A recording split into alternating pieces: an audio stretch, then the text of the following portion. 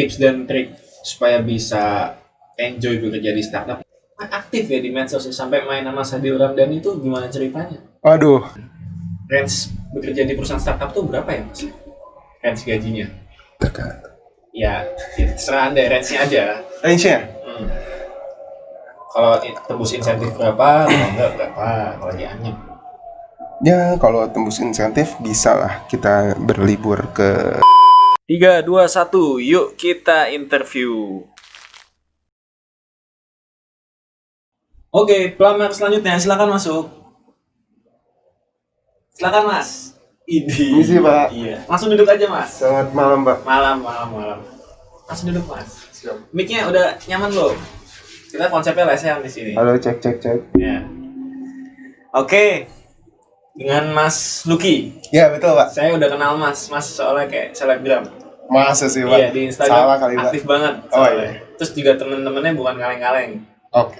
Iya. Iya. Oke, Mas Lucky, sebelum kita mulai saya mau memperkenalkan diri dulu Mas Lucky. Oke. Nama saya Adam, saya dari HRD PT The Baby Show. Kita di sini agensi yang sedang mencari influencer Mas Lucky. Oh, baik, Pak. Siap. Oke. Langsung aja untuk mempersingkat waktu ya Mas Lucky ya. Saya minta Mas Lucky untuk memperkenalkan diri Mas Lucky lebih lanjut, menceritakan latar belakang diri, keluarga, boleh, pendidikan, pengalaman kerja. Silakan Mas Lucky. Oke. Halo, nama saya Lucky Gozali. Umur saya 28 tahun. Saya tinggal di Pejaten. Pejaten. Untuk pendidikan saya ini, saya dulu bersekolah di sekolah Islam. Harus disebutin namanya? Nggak apa-apa. Oh ya. Kita harus bangga. Di Kenapa Anda banyak masalah di sekolah? Ya, saya dulu bersekolah di sekolah Islam Al-Azhar. Dulu SMP di sana. Kemudian saya kuliahnya di Kok Perbanas. SMA nggak disebut? SMA Ini 60 katanya. 60, Pak. Sering banyak musuh katanya dari 60. Teman-teman kita juga, Pak. Jadi musuh Anda. Iya. Terus. Lanjut setelah ya lulus SMA saya kuliah di Perbanas. Ya itu ala-ala perbankan tapi ujung-ujungnya jadi pegawai bank, Pak. Gimana tuh, Pak? Terus. Ujung-ujung. Saya lalu skip singkat cerita, saya sekarang bekerja di salah satu ride hailing terkemuka di Indonesia. Retailing. Ride hailing. Oh, retailing. Ya, tahu nggak, Pak? Perusahaan startup yang Bukan startup, Pak. Kita Dekakorn sekarang. Oh, udah Dekakorn. Iya. Berarti Anda bangga dengan perusahaan Anda? Bangga lah, Pak. Bangga banget ya. Karena itu yang menyuplai gaya hidup saya sekarang. Oh, iya. Jadi dengan bekerja di sana Anda bisa foya-foya gitu ya? Mabuk, Pak. Mampu. Enggak, bercanda. Enggak, Pak. Oke. Iya, Pak. Jadi Anda di perusahaan startup yang udah Dekakorn dan Ya. hijau-hijau warnanya lah ya. Cluenya warna hijau, HQ-nya di Pasaraya Blok M. Ya, tebak aja sendiri. Kalau sama yang satu lagi kerenan mana? Besaran mana? Jelas kita, Pak. Ya. Kita Dekakorn. Asli Indonesia punya lagi. Asli. Yang satu lagi Malaysia punya, Pak. Kemudian sebagai apa Anda di sana? Sudah berapa lama di sana? Saya berjalannya waktu itu hampir 4 tahun, Pak, di sana. Berarti dari Gitu. 2016. 17 April. Oke. Jadi April besok saya 4 tahun. Genap 4 tahun gitu. Sekarang itu saya as senior account manager di sana. Oke. Untuk GoFood dan GoPay. GoFood dan GoPay. Sorry kesebutkan produknya. Silakan promosi aja. Oke. Siapa tahu ditonton bos Anda kan? Promosi. Siap. Pak Nadiem. Udah bukan. Tetap di hati, Pak. Oh iya benar. Oke. Sekarang siapa sih CEO-nya? Nggak ada CEO, Pak. Jadi sekarang kita ini co-CEO. Co-CEO kita itu ada Kevin Alwi dan Andre Sulistyo. Gitu. Mereka as co-CEO. Masih suka turun tangan nggak nih?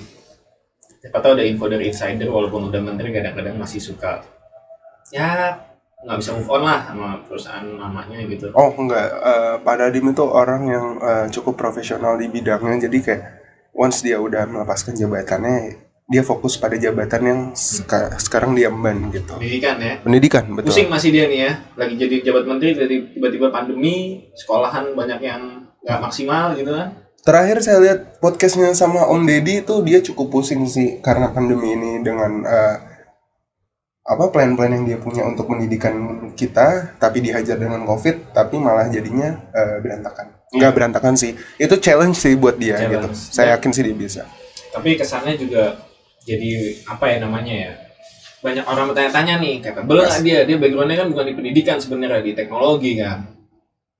Kalau dari kacamata saya, dia cukup capable untuk mengemban posisi dia saat ini karena dengan kapasitas dia saat ini, ilmu yang dia punya, yang dia emban dengan mengembangkan company sebelumnya itu, menurut saya masih relate Pak, semuanya. Dari teknologi untuk pendidikan itu masih relate, nggak berbanding, masih bisa berbanding lurus lah gitu. Kalau dari kacamata saya Anda menjilat ya? Enggak Pak. Kalau menjilat saya jadi staf menterinya dong. Iya, terus kemudian dari awal Anda masuk tuh posisinya berubah-ubah. Biasanya kan di startup kan tuh kan pindah-pindah tuh. Pasti. Bisa diceritakan lebih detail gitu posisinya, dari awal masuk apa, job desk-nya apa kayak gitu. Dulu ya sebagian gambar besar aja karena detail kan pasti panjang. Iya. Dulu pertama kali masuk itu saya as account executive. Dulu itu acquiring merchant. Di mana kita acquiring merchant yang memang belum bergabung di GoFood gitu. Dari list-list yang merchant yang memang sudah listing di kita, yang mempunyai potensial revenue yang cukup besar untuk kita, itu jadi tugas kita untuk acquire mereka menjadi partner gitu. Berjalannya waktu akhirnya saya sempat juga mengemban job desk lain seperti client relation management, CRM, itu lebih ke farming merchant gitu. Jadi kayak saya manage account yang memang sudah existing di GoFood gitu. Edukasi lah ya intinya. Lebih ke manage mereka untuk lebih growth dari sisi revenue di kita gitu. Jadi dari itu kita bikinin promotion segala macam kayak gitu. Tapi untuk sekarang ini di 2020 memang kita fokusnya memang udah lebih ke farming merchant. Jadi account-account yang saya pegang ini gimana caranya mereka bisa berkembang. Ya, growth kita. Bisa megang berapa account satu account manager? Account manager itu bisa pegang kurang lebih sekitar 60 account. 60 account tuh satu daerah gitu ya? Ya, kebetulan saya di Jakarta Selatan, Pak. Jakarta Selatan. Gitu. Kendalanya apa aja sih sebagai account manager di masa pandemi gini? Yang udah pasti jelas itu kendalanya adalah penurunan sales. Pasti. Dari sisi merchant gitu. Karena ketika pandemi ini otomatis transaksi pasti menurun dan ada beberapa habit customer itu takut karena dari sisi higienitasnya itu worry lah mereka. Tapi memang dari company kita sendiri itu menerapkan sistem kebersihan yang cukup bagus sih menurut saya gitu, karena dari segi drivernya itu pun kita rutin untuk memberikan semprot disinfektan untuk mereka. Terus dari sisi merchantnya juga untuk kayak misalnya ketika mereka menyiapkan pesanannya itu mereka harus package sedemikian higienis dari segi sealing boxnya. Terus nanti ketika driver sampai di tempat customer itu si driver harus semprot si disinfektan pembersihnya itu juga, jadi tetap aman gitu. Ini ada yang mau saya tanya nih Pak. Oke. Gimana caranya Anda mengedukasi? Oke lah, kalau restoran-restoran gede mungkin mereka lebih yang menjadi salah satu concern mereka kan, kalau untuk terkait kebersihan gitu kan. Tapi kalau mohon maaf nih, kalau ini juga supaya nanti penonton merasa lebih aman nih, karena kalau misalnya belanjanya misal di pecel-pecel kaki lima atau dagangan kaki lima tuh mengedukasi mereka gimana, karena dari mereka belum tentu concern terhadap kebersihan gitu. Dari segi siapa, customer atau penjualnya? Kan Anda kan membantu pasti mengedukasi dia supaya menjaga kebersihan tuh. Ada kendala nggak di situ? Sebenarnya untuk kendala sih kayaknya enggak, karena mereka juga cukup lumayan aware dengan pandemi saat ini gitu. Karena secara nggak langsung dari segi pendapatan pun mereka turun drastis, itu nggak bisa ditutupi. Dari situ pun kita masuk ke mereka itu sebagai consultative sales untuk mereka. Kita berikan kayak pelajaran atau apa ya, dibilangnya tuh kayak apa sih namanya? Enggak, sorry. Kita kasih kayak pengarahan untuk mereka bahwa kalian tetap bisa berbisnis secara normal walaupun sekarang keadaannya new normal gitu, dengan structure yang kita punya yang seperti saat ini. Dari segi satu, kebersihan dong pasti. Kita provide ke mereka kayak seal untuk boxnya mereka gitu. Terus kayak produksinya mereka sekarang benar-benar harus dipantau benar gitu. Mungkin dulu levelnya cuma 1, sekarang kita naikkan menjadi 3 levelnya untuk dari segi kebersihannya gitu. Dari situ pun kita juga dari sisi mitra drivernya itu, kita pengantarnya itu ketika sampai di tempat tujuan segimana bisa itu kita mengurangi kontak langsung dengan customer. Bisa ditaruh di gantung. Kan kita sekarang banyak iklan-iklannya kayak gitu. Itu beneran Pak. Oke. Nah terus kemudian terkait ini nih Mas, gejolak pas pandemi ini kan hampir kena ke semua perusahaan. Perusahaan startup tuh gimana Mas? Apakah kena juga? Tapi ini kan teknologi base ya kalau gue perusahaannya seperti ini kan. Apakah kena dampak langsung juga gitu? Dampak langsung sih pasti ada ya Pak ya.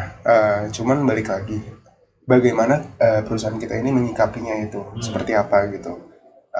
Kita pun setelah melihat keadaan seperti ini, kita pasti punya win-win solution untuk perusahaan kita untuk tetap bisa berjalan, di mana di satu sisi kita harus tetap menghasilkan sesuatu, di satu sisi lain kita harus tetap bisa berjalan mengikuti keadaan yang ada saat ini gitu.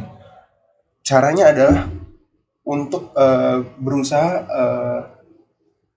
menyesuaikan dengan keadaan yang ada saat ini. Dengan cara apa? Oke. Rasanya kita sekarang pandemi, otomatis kita di-set untuk work from home gitu. Nah, dari situ pun kita untuk dari sisi employee pun diharuskan untuk perampingan itu tergantung kalau menurut saya, karena balik lagi kebutuhannya si company itu. Kalau memang company-nya tersebut belum terlalu steady dan dihadapi dengan pandemi seperti sekarang ini, mungkin akan ada perampingan seperti itu, karena kan satu dari sisi cost untuk operation pasti ada gitu.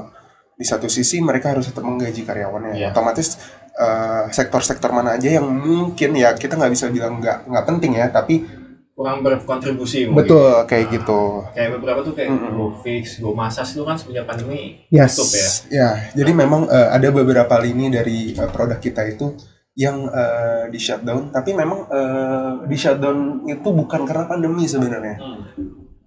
Kebetulan aja nih berbarengan gitu. Oh, emang beneran gitu. Emang dari awal emang udah begini. Tapi bukan GoMasas. Go Live itu. Go Live itu memang apa ya? Cukup berkontribusi, tapi memang kita tetap core produk kita ada di 3 produk ini di Gojek itu sendiri. Transportasi, Ride, GoFood, dan GoPay. Lebih sekarang mengerucut ya ketiga itu aja gitu. Karena memang ada kebutuhan lain dari company. GoPlay juga kayak lagi GoPlay ya. Kita nanti juga ada yang baru juga di akhir tahun ini. Ditunggu aja. Model Netflix gitu rencananya. Ditunggu aja. Dan sosok misterius kan seru. Udah tahu, gue udah sering lihat kan. Bukan, ada lagi. Ada lagi. Oke, nah. Saya nanya nih, saya juga dapat info dari kawan-kawan ini. Biasanya kalau di perusahaan-perusahaan startup itu kan memang benefitnya lumayan lah ya. Dari segi pengalaman, multitaskingnya juga. Multitasking kita diwajibkan untuk kerja di banyak hal gitu kan. Aku pernah terus kemudian dari status itu kan jadi concern, apalagi udah ada omnibus law gitu kan.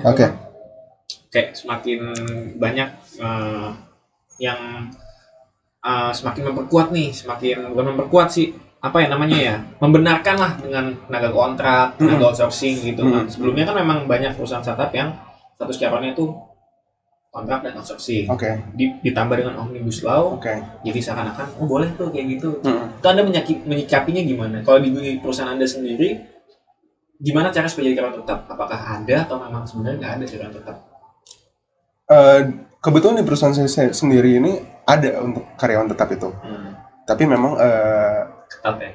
Ya ada term and conditionnya. Pasti dari performance juga dilihat gitu kan. Kalau untuk menyikapi masalah omnibus law itu sendiri, menurut saya berita yang beredar ini memang agak sedikit dibesar-besarkan soal omnibus law. Kalau kita lihat satu persatu poin-poinnya itu memang sebenarnya ya saya nggak tahu, maaf kalau saya salah bicara, tapi kalau menurut saya nggak sejahat itu sih. Ya nggak sih, ya nggak sih, gitu. Tapi balik lagi kita menyikapinya itu seperti apa gitu. Butuh kedewasaan diri kita sih untuk menyikapi hal-hal kayak gini. Jangan hanya karena suatu hal yang digoreng di media tiba-tiba langsung jadi menyulut provokasi di apalagi kita kan umur-umur kita ini yang harusnya bisa lebih menyikapi suatu hal itu harus bisa lebih bijak dan dewasa sih Pak. Gitu. Nah, dari Anda sendiri nih, gimana?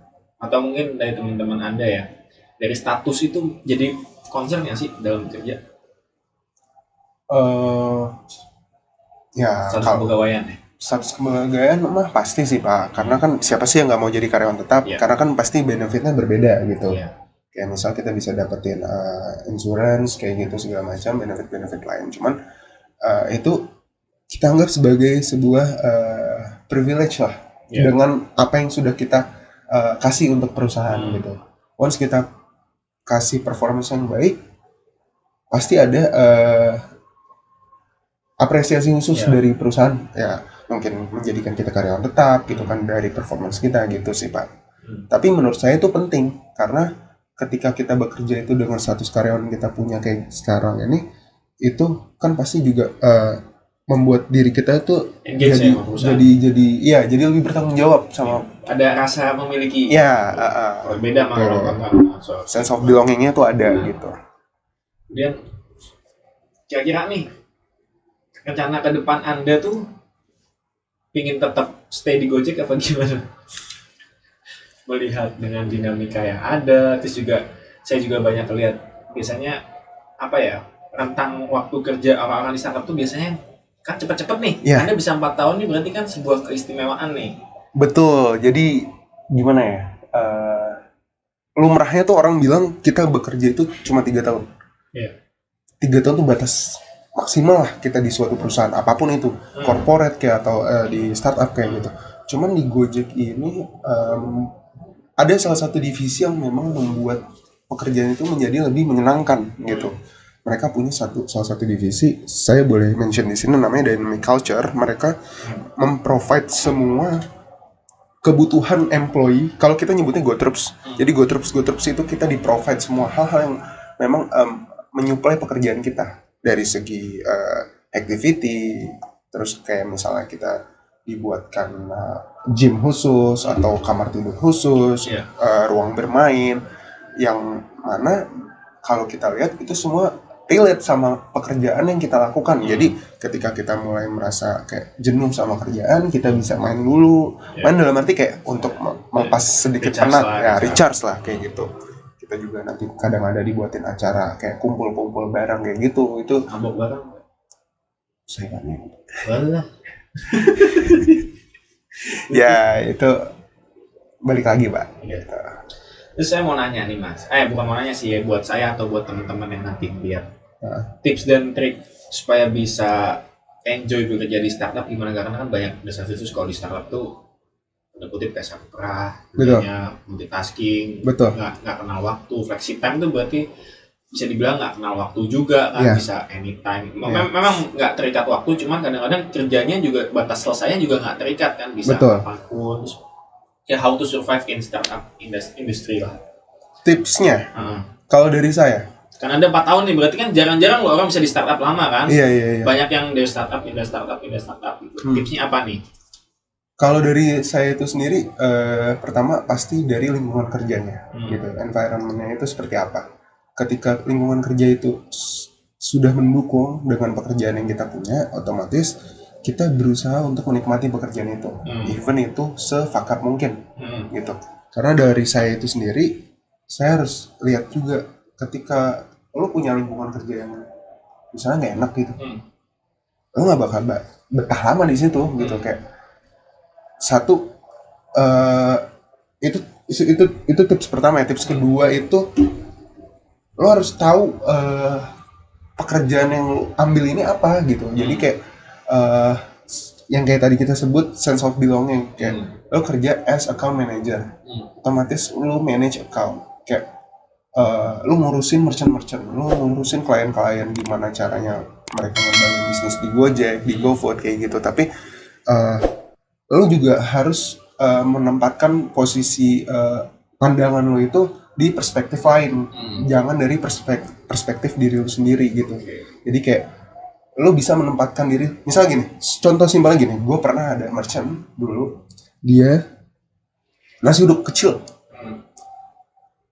cuma sekedar gue ngebantu kayak mindahin titik lokasinya dia, terus dia laporan itu ke gue kayak, Mas, ini penghasilan saya bulan ini, kan karena gue bisa nge-track ya kan, gue bisa nge-track omsetnya dia bulan ini berapa. Itu ada kenaikan sekitar dari misalnya dari waktu itu dari 3 juta di bulan berikutnya itu setelah gue benerin semuanya yang permasalahan yang dia punya itu naik menjadi 14 juta something. Sehari?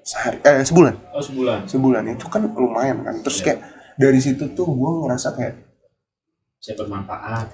Itu bisa bermanfaat buat orang lain karena salah satu Gojek value yang Nadiem buat itu it's not about you gitu. Jadi gimana caranya kita menempatkan diri kita itu di posisi orang lain gitu. Itu sih yang membuat mungkin gue sampai saat ini masih terus bertahan di sini gitu. Tapi saya mau nanya nih Pak, misal nih tukang nasi uduk tadi dari penghasilan sebulan 3 juta. Saya baru bilang dibantuin sama Mas Lukin jadi penghasilan sebulan 14 juta. Bermanfaat dong. Tapi nggak tahu dengan dia penghasilan yang naik 14 juta dia nikah lagi di kampungnya. Itu kan jadi bencana buat istrinya Pak. Itu kan wawalan Pak. Ya siapa tahu kan, berarti belum tentu bermanfaat loh Pak. Siapa tahu tadinya dengan 3 juta sebulan dia merasa bersyukur dengan keluarga yang ada, gara-gara Bapak tambahin keluarganya berantakan, bisa jadi Pak. Namanya juga orang kan nggak ada yang tahu Pak. Yang penting kita berusaha untuk melakukan hal baik dulu untuk orang lain Pak. Gitu. Iya kan? Ya nggak sih? Ada kemungkinan kan? Ada. Itu kan balik lagi ke pribadi dirinya sendiri Pak. Jadi kayak dia mau memanfaatkan itu. Kalau memang dia buta dengan kemewahan, dia pasti kayak gue nikah lagi aja kali ini ya kan, ada perawan baru nih ya kan, atau ada janda muda nih. Tapi kan itu kan ya itu urusan dia, dosa dia Pak gitu kan. Enggak bercanda. Iya Pak gitu. Iya nggak sih? Berarti Anda berkontribusi akan hancurnya rumah tangga orang Pak. Mending kalau gitu nggak usah diurusin Pak. Gini Pak, bukan nggak usah diurusin atau gimana, tapi ketika Bapak mungkin kalau pernah ada di posisi kayak gini, ada suatu kepuasan tersendiri Pak. Ketika kita melihat orang yang kita bantu itu mendapatkan sebuah kesuksesan kecil lah gitu. Istri baru gitu. itu dia bisa beli Pajero ya kan, kayak Bapak. Oke, lanjut nih. Saya juga selain lihat Anda gacor lah di perusahaan startup yang ternama ini, Anda juga aktif ya di medsos sampai main sama Sadil Ramdhani, itu gimana ceritanya? Waduh, kapan ya Pak? Alah, gue screenshot. Enggak Pak. Bisa kenal Sadil, bisa kenal banyak influencer selebgram tuh gimana caranya? Enggak Pak, jadi gini, saya punya tempat potong rambut. Salah satu ownernya ini memang sangat humble. Namanya apa? Mas tahu dong. Namanya Herard Studio. Yang mau potong rambut boleh langsung. Iya. Itu yang datang sampai Adipati Dolken. Iya. Ya, jadi memang saya dulu gebetannya bini saya Pak, saya kesel Pak. Adipati Dolken. Emang ganteng Pak. Belanda Manado Pak. Sukses sih, pelet gua. Iya. Kalah Adipati Dolken. Kalah Mbak. Tapi Pak, gini Mbak, kalau kayak untuk soal itu, saya memang belajar banyak dari owner si Herard ini, namanya si Iman gitu. Jadi mungkin Bapak bisa research si Iman ini. Dulu itu seorang banker yang memutuskan untuk terjun langsung ke bisnisnya. Saya belajar banyak bagaimana dia untuk mengembangkan bisnisnya gitu. Cara bagaimana dia engage sama orang gitu. Makanya saya bisa kenal sama Sadil, saya bisa kenal sama si Anggita, saya bisa kenal sama Jeril Kumahua sama Hasan Alaidrus kayak gitu, pun jembatannya itu adalah Iman gitu. Karena Iman yang mengajak saya untuk main bola bareng di Jakarta 69 ini gitu. Jadi gitu. Saya main bareng, saya bisa kenal mereka ya dari situ gitu. Tapi Anda nih kan ibaratnya kita gini kan main bola kan just a hobby kan. Iya. Gimana dulu sih rasanya? Hah? Dulu enggak lah. Dulu kan kita udah kayak atlet tarkam. Iya sih. Yeah. Cuman kan udah bertambahnya usia. Kalau sekarang kita fun football Pak. Fun football lah intinya. Tapi gimana sih rasanya bisa main sama pemain timnas gitu di lapangan? Apakah ada perasaan minder atau gimana gitu? Kalau minder enggak pak, tapi Nggak tahu malu emang. enggak pak, bukan gitu pak. Jadi gini, ketika saya melakukan suatu aktivitas, di mana di aktivitas tersebut ada seseorang atau beberapa orang yang lebih ahli di bidangnya, saya memanfaatkan hal tersebut untuk mendapatkan ilmu dari dia gitu. Tapi jago memang. Jago pak, dia bisa Rabona dari tengah lapangan pak. Rabona, gol. Tahu nggak Rabona? Tahu. Yang gitu pak. Iya kayak Di Maria gitu. Kayak Di Maria, tapi ngumpan pak ke depan gawang pak. Nyampe pak. Ada fotonya nih saya. Mau lihat? Nanti aja. Nanti. Iya. Ada, nyampe pak. Dia kalau main posisinya apa? Bebas pak, freelance aja gitu pak. Kiper juga kalau dia mau bisa. Enggak, kiper juga pak. Dia biasanya dimain di tengah atau di sayap. Kan kalau di timnas sayap kan Sadil. Iya, jadi kayak kalau nggak di tengah, ya main di sayap. Nah, Anda kan sayap nih. Kalau ada Sadil Anda cadangan dong berarti. Saya di tengah pak. Saya kan sekarang ke tengah main. Oh, udah nafas sudah nggak kuat ya main sayap ya. Nafas sudah Senin Kamis pak. bener. Gitu. Tapi saya kayak belajar banyak lah dari orang-orang tersebut. Kayak gimana? Kayak contoh Iman ini salah satu. Iman tuh di atas kita pak setahun, dia 2009. Tapi memang dulu pada zamannya memang jago di pergocekan ini pak. Tapi memang sempat vakum karena patah tulang kering. Tapi di situ pun ketika saya main bareng sama dia juga masih ngasih insight ke saya, kayak misal how to a good midfielder. Ketika lo bermain sebagai midfielder, apa sih yang do and don'ts-nya itu lo mesti ngapain gitu. Nah itu yang saya ambil pak sebenarnya gitu. Jadi belajar pak. Deket banget nih sama Sadil, sok banget. Nggak bisa dibilang sok juga. Punya WhatsApp-nya ya? Di follow aja sih pak saya gitu. Di follow ya? Iya. Baik dia orangnya ya? Kocak pak orangnya. Kocak ya? Asli mana sih Sadil? Timur pak deh. Timur mana? NTT kalau nggak salah. Timur, Jatiwaringin. Saya pernah ngebahas sejarah pak sama dia di jalanan waktu itu. Sejarah kemerdekaan Republik Indonesia pak. Hebat juga Pak Sadil. Tapi dari penampilannya nggak kelihatan kayak orang NTT ya? Sadil itu? Enggak, dia masih cukup rendah hati lah pak. Enggak star syndrome gitu. Nah, oh ya, ini saya agak lupa nih. Saya mau nanya kira-kira nih, range bekerja di perusahaan startup tuh berapa ya mas? Range gajinya? Tergantung. Ya, terserah Anda, range-nya aja. Range-nya? Kalau tembus insentif berapa, kalau enggak berapa, kalau dianyam? Ya, kalau tembus insentif bisa lah kita berlibur ke sekitar Asia gitu. Ya Asia di sana kita bisa belanja sepatu 3 pasang gitu pak. Udah sama jajan gitu. Malioboro kayaknya merem pak. Tinggal tunjuk aja ya. Merem pak. Malioboro mana nih? Jogja kan? Wah saya nggak tahu pak kalau yang kayak gitu pak. Saya tahunya klasik. Jebakan. Iya gue nggak tahu ya. Gitu. Iya. Jadi kalau insentif tembus tuh range 10 ke atas lah ya. Iya pak. Jadi ada cerita unik nih pak untuk soal insentif. Jadi dulu sedikit kayak mungkin bisa jadi pemacu buat teman-teman semua yang nonton gitu, kayak apa sih enaknya jadi sales gitu. Kan kurang lebih kita sales kan. Jadi kayak ya duit itu dari insentif gitu. Kayak dulu ketika saya kerja nih pak setahun, tapi kata ibu saya, lu kerja setahun duit lu mana gitu. Iya sih nggak ada gitu. Akhirnya saya pas jebol insentif gede, saya mau beli ini pak, mobil akhirnya. Jadi itu ada mobil di depan pak. Itu tuh hasil insentif saya pak. Bisa beli mobil. Sampai saya udah kepikiran, wah ini plat nomornya harus gua request ini nih apa sesuai ini hasil ini. Karena kan waktu itu dulu ada proyek Gobis pak, kalau bapak tahu Go bisnis itu. Sampai kayak gitu pak, cuman mahal nanti pajaknya gitu. Kayak gitu. Berarti lumayan lah guys. Ya itu bayangannya seperti itu lah ya, bisa lah.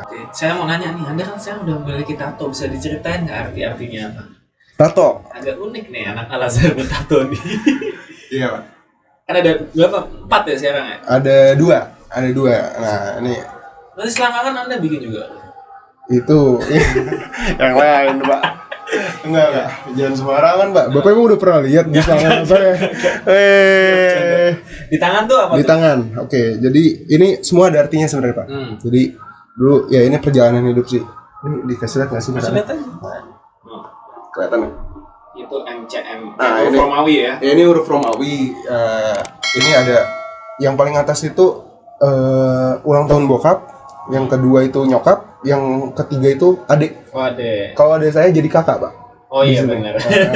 Kalau yang serigala? Nah, kalau yang serigala ini itu serigala itu mengartikan itu saya, Pak.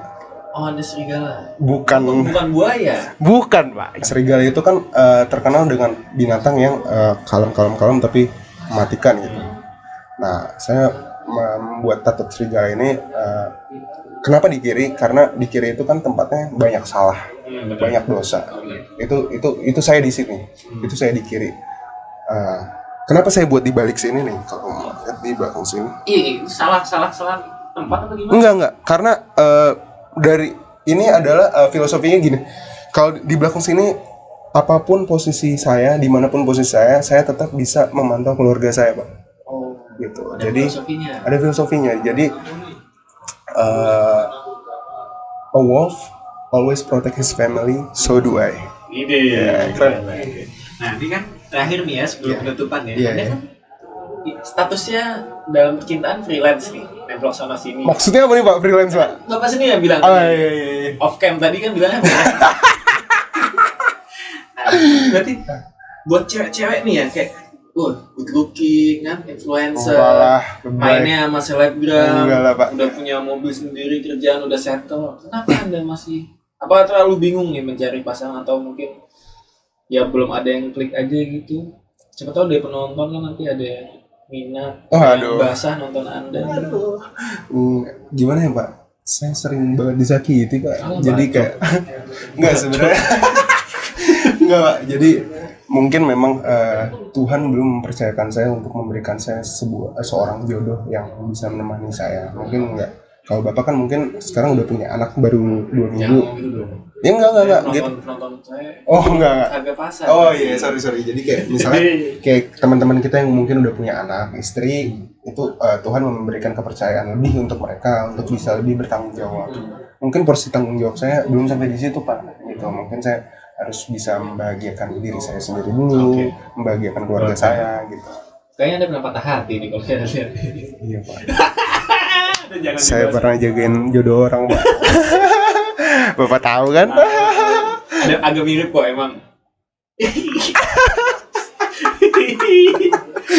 Oke. Makasih Iya. banyak Mas Lucky. Terima kasih, Pak. Semoga kedepannya saya nggak usah doain masalah karir Anda udah bagus lah. Saya Doain lagi dong, Pak. Bisa. Semoga supaya apa namanya karir sebagai selebgram influencer yang makin meroket. Oh, amin, sama Pak, amin, Pak. ditemukan jodoh terbaik. Amin ya Allah. Atau mau yang masa lalu? Kalau janda saya berani, Pak. Ya udah. Makasih banyak ya. Thank you, Sukses Pak. terus. Ya. Terima kasih, cerita Anda sangat inspiratif.